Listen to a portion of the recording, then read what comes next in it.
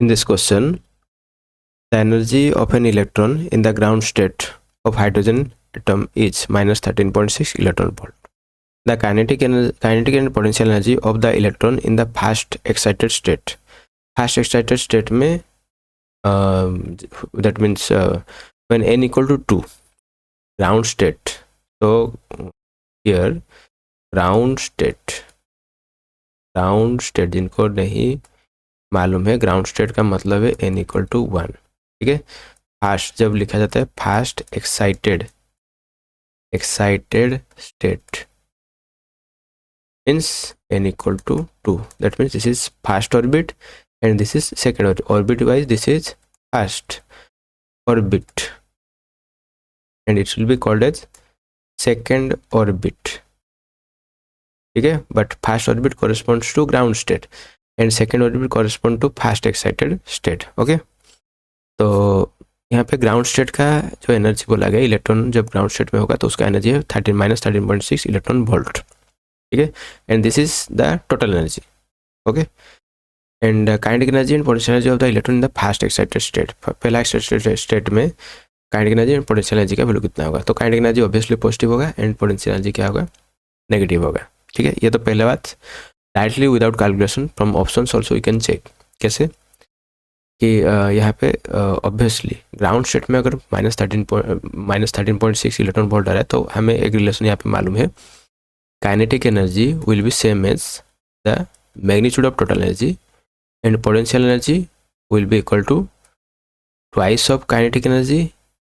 ठीक है, ठीक है, मतलब यहाँ पे नेगेटिव साइन हमें देना पड़ेगा, या फिर twice of total energy. Total energy as we know it is always मतलब इट्स जनरली नेगेटिव, तो इसको हम ऐसे भी ले सकते हैं. ठीक है, टोटल एनर्जी नेगेटिव होता है इसलिए, और माइनस साइन यहाँ पे डालने का जरूरत नहीं है. बट काइनेटिक एनर्जी के हिसाब से अगर लिखेंगे तो then it will be that should be a minus sign. Okay, so तो काइनेटिक एनर्जी, पहले बात तो यहाँ पे kinetic and potential energy. So first will be the kinetic energy negative, this is not possible. Here also kinetic energy negative, not possible.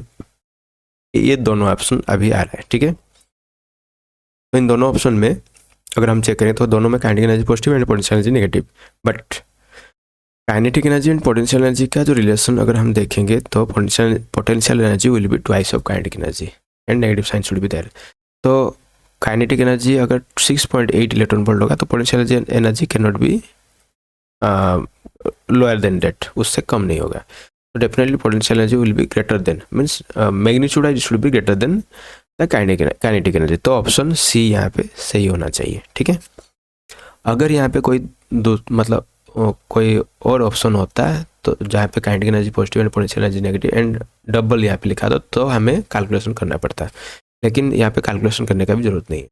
तो लेकिन हम लोग कैलकुलेशन करके देखेंगे. तो kinetic energy in nth orbit का फॉर्मूला कितना है? It will be 13.6 upon n square electron volt.